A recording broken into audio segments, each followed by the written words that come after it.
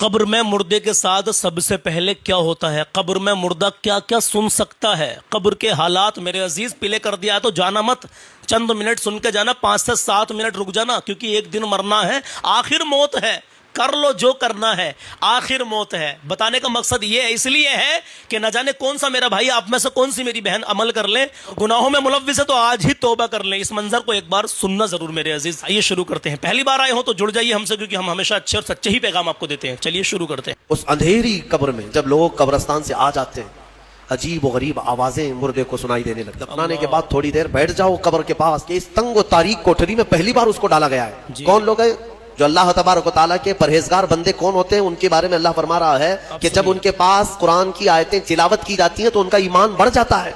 वजिलत कुलूबुहुम, उनका दिल हिलने लगता है शौक से अल्लाह की बारगाह में। हजरत इमाम आजम अबू हनीफा रहमतुल्लाह तआला ने मगरिब की नमाज के लिए हाजिर हुए। सिर्फ कारी कुरान ने इदा ज़ुलज़िलतिल अर्दु ज़िलज़ालहा ये सूरह पढ़ी, इतना रोने लग गए, इतना रोने लग गए। उसमें क़यामत का जिक्र है कि याद करो किस चीज को, जब जमीन हिला दी जाएगी, वाखरजतिल अर्दु अस्क़ालहा, और जमीन के अंदर की सारी बोझल चीजें निकाल दी जाएंगी बाहर, जमीन सब उगल देगी। और सूरह कारिया में अल्लाह ने फरमाया यौम यकूनुन नासु कल फराश, लोग उस दिन पतंगों की तरह होंगे, उड़ रहे होंगे। वो तकूनुल जिबालु कल अहन, और पहाड़ रुई के फाहे होते हैं, रुई के इस तरह पहाड़ जो है हवाओं में उड़ रहे होंगे। अल्लाह, पूरे बड़े बड़े पहाड़ रुई के फाहे की तरह उड़ रहे होंगे।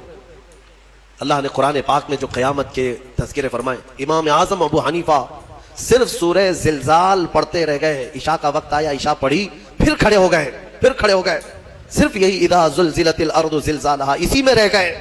इतना रोते थे, इतना रोते कि उनकी दाढ़ी से आंसुओं का पानी टप टप टप गिरने लगा मस्जिद के अंदर। आपकी उम्र उस वक्त करीब 70 साल की है, करीब 70 साल की।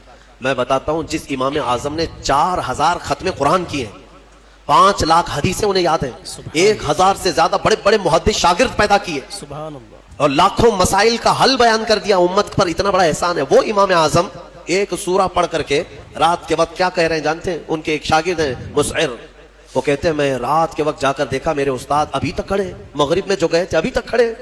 आधी रात गुजर गई तो वो दरवाजा खोलकर पीछे खड़े हुए तो इमाम आजम हाथ फैलाकर यूं रो रहे थे अल्लाह की बारगाह में, क्या है मौला, कयामत के दिन अगर अबू हनीफा की बख्शिश हो गई तो ताज्जुब की बात है, वरना मुझ जैसा आदमी बख्शे जाने के काबिल नहीं। इमाम आजम कह रहे हैं मेरी बख्शिश हो गई तो ताज्जुब की बात है, जिसने 4000 खत्मे कुरान किए हो।